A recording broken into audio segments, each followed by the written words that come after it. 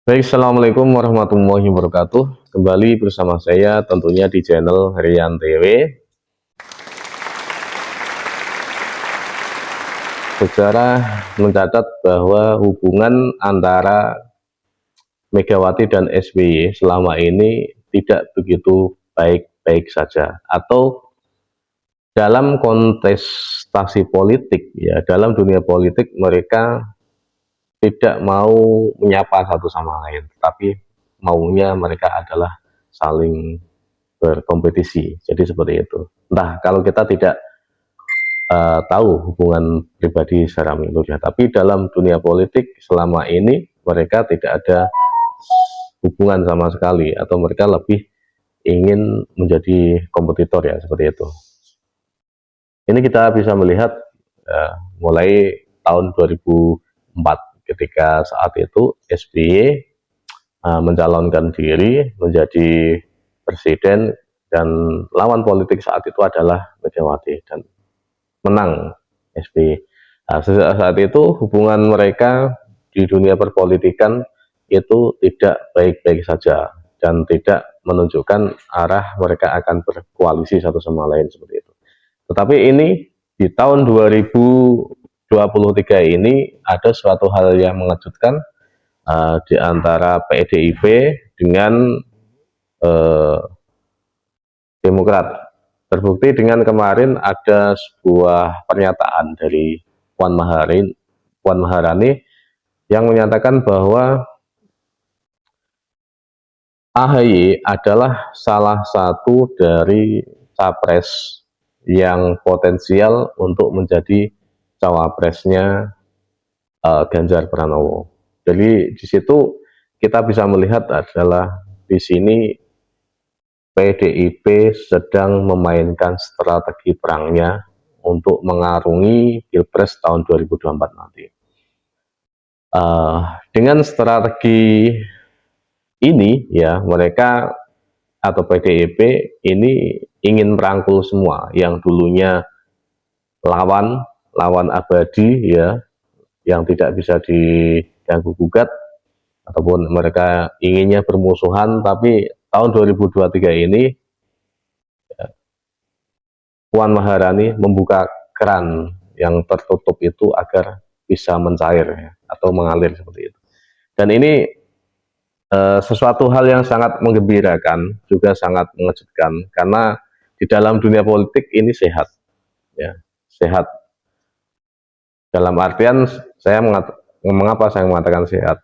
Ya, sehat-sehat saja dalam dunia politikan, karena siapapun yang akan diuntungkan dialah yang akan bergabung dalam dunia perpolitikan. Makanya dalam hal ini, ya, SBY ini membuat pernyataan bahwa di tengah peta koalisi ini, Presiden RI ke-6 yang juga Ketua Majelis Tinggi Demokrat mengungkapkan rencana pertemuan antara pihaknya yang diwakili oleh Ketua Umum Partai Demokrat, ya.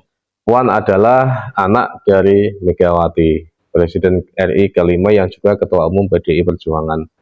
Pertemuan keduanya diharapkan mencairkan komunikasi politik antar kedua partai yang selama ini memang beku, ya, beku atau kerannya tertutup, tidak mencair seperti itu. Jadi saya tahu AHY, ya, itu sebagai pemimpin Partai Demokrat yang merespon ajakan Mbak Puan dari PDIP untuk melakukan pertemuan dan berbincang-bincang. Ini pernyataan dari SBY.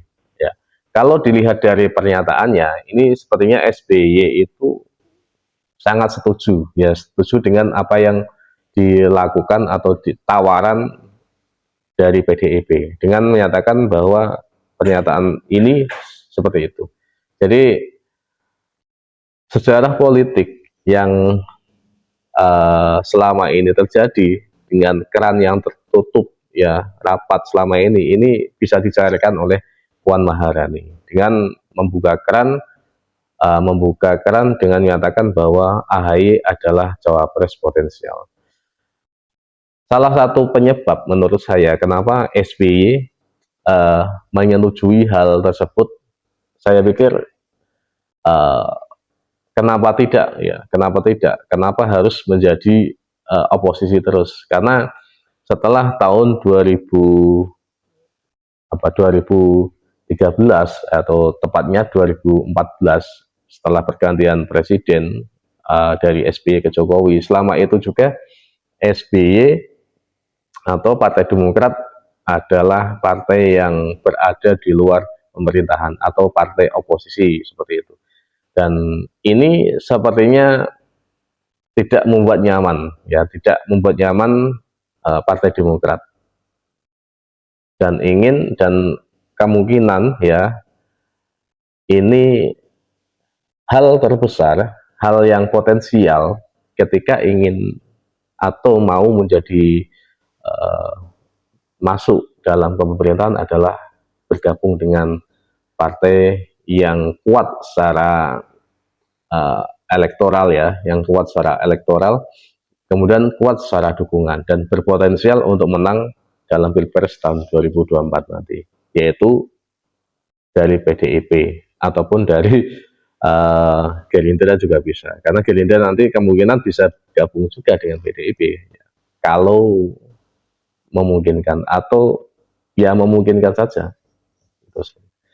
Dan ini kenapa? Yang kedua, dari koalisi perubahan yang selama ini ada 3 partai, yaitu Nasdem, PKS, dan Demokrat. Sejak awal saya pikir mereka ini satu sama lain sebenarnya punya ego yang besar. Jadi dari 3 partai ini itu kalau di prosentase itu ketiganya ini kekuatannya sama. Jadi tidak ada yang unggul seperti itu. Ya. Dan punya ego yang masing-masing sama. Ya, kalau tidak, ya, kalau secara elektoral AHY ini bagus, ya, secara otomatis AHY pun tidak bisa memungkiri bahwa ingin menjadi pimpinan atau ingin menjadi calon presiden. Ya. Dari sini dengan kekuatan yang sama ini, yang tidak apa ya, kayak tidak punya pimpinan dalam koalisi ini, itu bisa memungkinkan salah satu bisa keluar. Katakanlah koalisi perubahan ini, ya, Demokrat itu sewaktu-waktu bisa keluar ketika ini tidak diuntungkan, atau Demokrat ini menyatakan atau bisa semacam membaca bahwa koalisi ini kelihatannya akan kalah, ya, tidak bisa bertarung dalam pilpres ke depan. Karena bisa kita lihat ya dari segi elektoral, elektabilitas Anies, ya, seperti yang diungkapkan Andi Arief kemarin, itu tidak naik-naik juga seperti itu. Apalagi ini ya, kemarin tanggapan dari Ahmad Ali itu sangat pedas sekali menurut saya, ya. Karena Ahmad Ali menanggapi soal kritik dari Partai Demokrat terhadap pencapaian atau pendeklarasian dari cawapres Anies untuk segera di Mei ini. Dari jawaban Partai Nasdem melalui Ahmad Ali itu menyatakan, ya, kalau memang benar, ini kata-kata yang lain, ya, bukan secara kata-katanya seperti ini.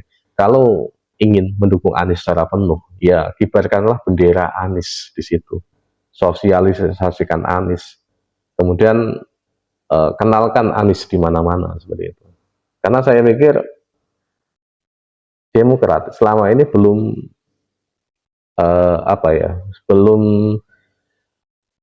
mengibarkan bendera Anies atau belum mengenalkan Anies secara kekeluargaan di dalam keluarga Demokrat seperti itu. Makanya kalau mendesak seperti ini terus, kalau cuma ingin menjadi cawapres, ya, kalau tidak jadi cawapres keluar, katakanlah secara jujur saja, itu pernyataan yang menurut saya sangat keras sekali, ya, menimbulkan kemungkinan bisa menimbulkan sebuah polemik, ya, seperti itu.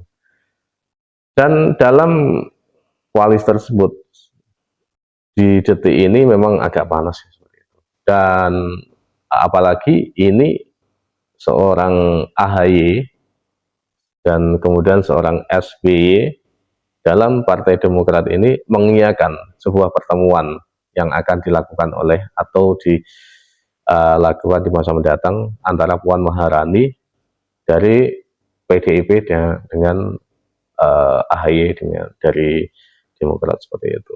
Dengan mengiyakan seperti ini, saya pikir SBY sudah merestui apa yang akan dilakukan AHY atau ingin apa yang dilakukan atau semacam ingin dilakukan oleh Partai Demokrat seperti itu.